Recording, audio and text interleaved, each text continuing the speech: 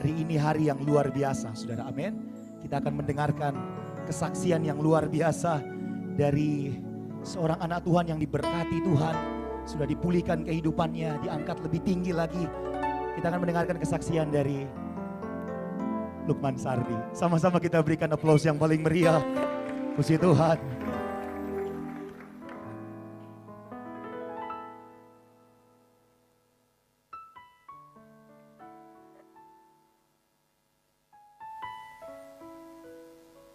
Shalom, abang-abang dan pompo. Karena temanya Betawi, manggilnya abang-abang sama pompo. Saya bukan kebetulan saya bisa hadir di sini. Ini bukan karena Pak Hengki atau bukan karena teman-teman yang lain, tapi karena Tuhan Yesus mau saya berada di sini untuk memberikan kesaksian. Amin. Saya mau bercerita sedikit ke belakang. Jadi saya memilih menjadi percaya itu sekitar 6 tahun yang lalu. Pada saat itu banyak hal bergumul dengan perasaan dan hati saya sampai akhirnya saya memutuskan untuk menjadi orang percaya. Dan buat saya bukan sesimpel saya pindah, istilahnya kalau ada satu lembaga namanya agama, bukan dari Muslim pindah ke Kristen, bukan hanya soal itu.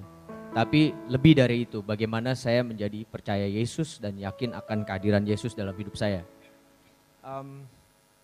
Sebuah kesaksian yang saya ingin sampaikan ini mungkin juga banyak dialami oleh abang-abang dan pompo atau teman-teman yang ada di sini. Tapi saya merasa ini sesuatu yang luar biasa buat dalam hidup saya gitu. Pada awalnya memang sesuatu yang buat saya sendiri sangat sesuatu yang membingungkan gitu. Bagaimana saya bisa nyampe ke titik akhirnya saya memilih untuk menjadi orang percaya gitu. Bukan karena kecantikan istri saya, bukan. Bukan karena dia juga maksa, bukan. Bahkan dia tadinya awalnya agak hopeless sama saya gitu. Dia coba bicara sama saya, tapi saya bukan orang yang bisa dipaksa atau apapun. Saya harus melihat sendiri gitu kan. Melihat sendiri, mengalami sendiri, merasakan sendiri, dan akhirnya saya merasakan semua itu. Yang saya lihat yang terbesar adalah kasih. Sesuatu hal yang saya lihat terbesar di sini adalah kasih, dan itu yang membuat saya sangat tersentuh dengan kasih Yesus. Bagaimana Yesus memberikan kasihnya kepada umatnya, pada yang percaya kepada Dia. Dia memberikan jiwanya untuk menebus dosa kita semua. Banyak hal yang terjadi setelah saya meyakini atau saya percaya dengan Yesus. Dan ini bukan hanya sekedar percaya, tapi masalah yakin. Pada saat saya menyerahkan sepenuhnya diri saya terhadap Yesus, banyak mukjizat yang terjadi. Baik dalam hal kehidupan saya, dari segi apapun itu. Bisa dari segi ekonomi, dari segi berkat yang begitu banyak. Ada satu contoh yang menurut saya cukup menarik gitu. Jadi yang paling banyak adalah mungkin semua juga merasakan bahwa kadang-kadang kita khawatir dengan apa ya? Ya kita semua orang hidup di dunia ini perlu materi. Tapi kadang-kadang kita sangat khawatir dengan pada saat kita merasa kita kekurangan materi gitu.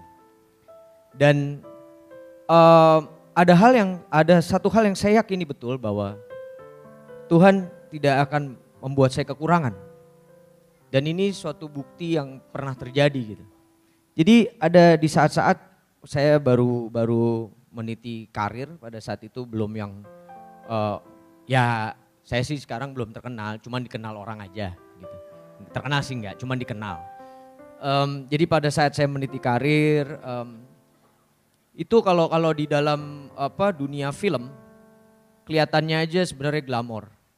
Tapi ada beberapa hal yang kita susah payah untuk melakukannya. Terutama kayak misalnya kalau misalnya kita dalam satu kontrak gitu, terminnya itu dibagi-bagi gitu. Nggak yang langsung tiap gaji kayak orang kantoran udah pasti bulanan, tiap bulan, akhir bulan dapat gaji. Ini enggak, tergantung project. Kalau misalnya ada project, dalam termin 1 kita dapat sekian, termin 2 kita dapat sekian, termin 3. Jadi ada satu kejadian menarik. Pada saat itu istri saya mau melahirkan anak saya yang pertama. Pada saat itu terus terang keadaan keuangan kita lagi cukup menipis walaupun saya lagi ada project syuting, tapi termin berikutnya itu memang belum terbayarkan. Istri saya bingung itu gimana. Cuman saya punya keyakinan dalam hati, saya bilang tadi, begitu kita yakin, begitu kita percaya, Tuhan tidak akan pernah meninggalkan kita dan mengecewakan kita. Itu yang saya percaya sekali. Saya bilang sama istri saya, tenang aja, semua udah diatur jalannya. Saya tetap melakukan kegiatan saya seperti biasa. Kerja apa segala macam tanpa ada kekhawatiran sedikit pun. Tapi setiap malam saya berdoa untuk diberikan jalan. Kalau saya berdoa sama Tuhan mungkin agak lucu gitu. Saya bicara sama Tuhan tuh kayak saya bicara lagi ngobrol. Jadi kayak kalau saya doa tuh contoh kasus gitu, waktu saya mau punya anak pertama gitu, begitu saya menikah saya langsung doanya gini, Tuhan tolong dong pengen punya anak nih. Kalau percaya kasih, kalau belum percaya ya jangan dikasih dulu gitu. Ternyata doa saya didengar terus langsung dipercaya, sebulan kemudian istri saya hamil. Itu tipikal kalau saya berdoa, saya berusaha nggak punya batasan, saya akan seakan-akan saya bicara sama dia. Nah balik lagi ke cerita yang tadi, akhirnya tibalah saatnya istri saya harus melahirkan. Dan pada saat itu pun uang belum ada yang masuk. Apakah yang terjadi? Jadi istri saya sempat terus gimana nih, udah jalan aja dulu ke rumah sakit. Jadi malamnya dia harus masuk dulu karena dia harus transfusi karena kebetulan HB-nya waktu itu rendah. Bukannya berarti nggak ada uang tapi kurang. Gitu. Karena istri saya harus sesar tentu lebih besar jumlahnya. Jadi sebelumnya saya udah sempat kontak produser saya, kebetulan produser saya tuh di Amerika, saya bilang saya perlu ini. Tapi beberapa bulan tuh nggak ada jawaban dari dia gitu. Sampai akhirnya kita sampai ke rumah sakit, saya cuman berdoa sebelum berangkat, ini mau berangkat nih, ya dikasih jalan aja. Kalau emang jalannya harus ada, kalau nggak ada pasti ada jalannya gitu kan. Nggak mungkin nggak ada, kan saya percaya gitu kan. Jadi saya tenang aja, saya nggak sama sekali, saya nggak khawatir, sama sekali saya nggak khawatir. Akhirnya sampai saya di rumah sakit gitu ya, duduk, istri saya duduk, saya duduk, dikeluarin ini Bu harus bayar sekian langsung, nggak bisa. Oh saya bilang nggak bisa setengah dulu ya, nggak harus langsung. Oke, saya mau keluarin dompet, ada SMS di telepon saya. Saya buka dari produser saya, tulisannya saya sudah transfer uang kamu tadi sore. Ini kalau bukan karena Tuhan, karena siapa? Pada saat itu juga, pada saat saya mau mengeluarkan ATM saya tiba-tiba ada seperti itu. Dan ini yang membuat saya semakin yakin bahwa kita itu nggak boleh setengah-setengah percaya. Pasti kita punya masalah dan setiap masalah itu pasti ada dikasih jalan. Pada saat saya yakin saya punya masalah itu karena saya harus lewati masalah itu, berarti memang saya harus lewati. Kalau saya nggak harus lewati, saya nggak mungkin punya masalah-masalah seperti itu. Jadi itu yang sangat saya yakini dalam hidup saya pada saat saya memilih untuk percaya dan memilih Tuhan. Walaupun kadang-kadang ya kita sebagai manusia ada komplain gitu kan. Ini itu seperti kayak nggak puas gitu. Justru di situ tantangannya buat saya. Bagaimana lo sebagai manusia biasa dengan punya segala macam kekurangan kelebihan, tapi kita harus mensyukuri apapun yang diberikan oleh Tuhan. Apapun yang diberikan oleh Tuhan Yesus adalah yang terbaik. Tidak pernah tidak terbaik. Walaupun itu kesulitan. Karena pada di titik tertentu kita akan menemukan sesuatu hal yang luar biasa dari kesulitan-kesulitan tersebut gitu. Dan ini yang memberikan saya keyakinan untuk terus maju melangkah ke depan dengan sesuatu yang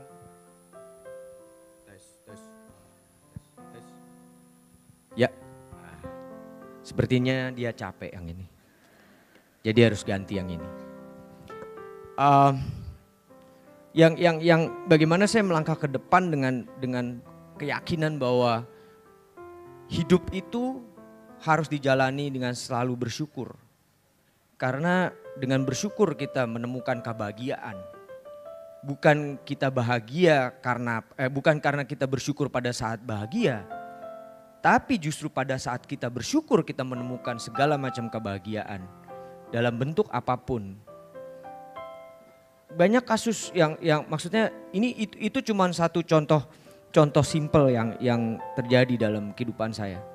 Tapi banyak hal terjadi yang saya alami dan sampai kadang-kadang tuh saya benar-benar yang wow gitu. Kayak saya tidak pernah dibiarkan terpuruk oleh Tuhan.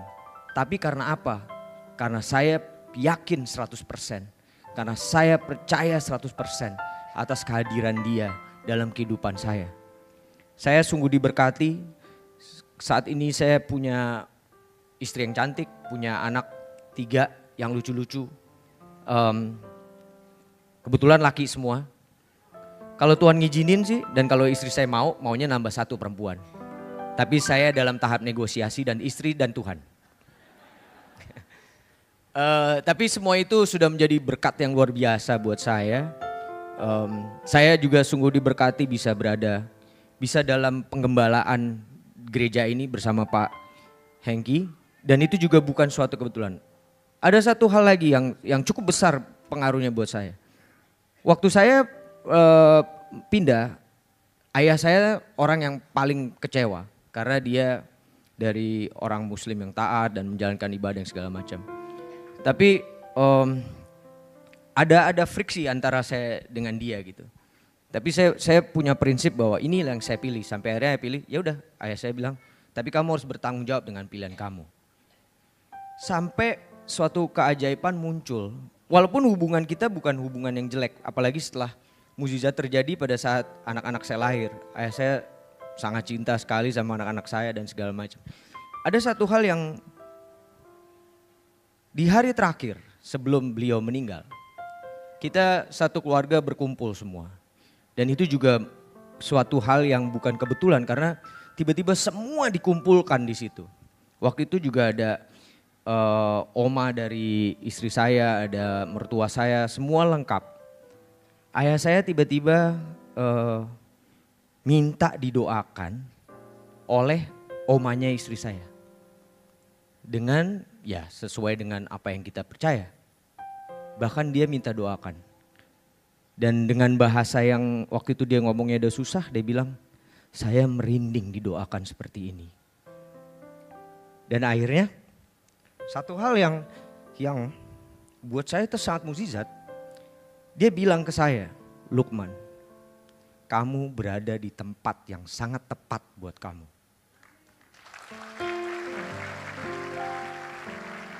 Dia juga bilang sama mertua saya, terima kasih sudah memberikan tempat yang baik buat saya. Itu sehari sebelum ayah saya meninggal. Walaupun ayah saya tidak berpindah ke agama, tapi saya percaya bahwa dia sudah menjadi orang yang percaya, yakin bahwa Yesus itu ada dan memang bekerja. Itu yang sangat buat saya sesuatu mukjizat yang besar. Kembali lagi, ini masalah keyakinan dan percaya yang 100% terhadap kehadiran Tuhan Yesus. Itu yang kira-kira bisa saya sampaikan. Mudah-mudahan ini bisa menjadi sesuatu yang berguna buat kita semua. Dan apa yang keluar dari saya saat ini sama sekali tidak saya rencanakan. Ini mengalir begitu saja karena kekuatan dari Tuhan Yesus itu sendiri. Tuhan memakai saya untuk bisa bicara seperti ini. Kalau bukan karena Tuhan mungkin saya nggak bisa bicara seperti ini, seperti Lugas. Dan saya seakan-akan merasa Pak Hengkikso pendeta di sini. Amin. Mudah-mudahan suatu saat siapa tahu, kita tidak pernah tahu, Tuhan punya jalan yang lain. Suatu saat saya bisa jadi pendeta, kenapa tidak? Dan itu memang suatu hal yang berkat yang besar buat saya kalau memang itu terjadi. Amin. Terima kasih buat abang-abang dan pompo semua. Selamat ulang tahun buat GBI Eklesia. Mudah-mudahan semakin menjadi besar, semakin bisa melayani seluruh manusia, seluruh dunia, bukan hanya di Indonesia. Amin. Terima kasih.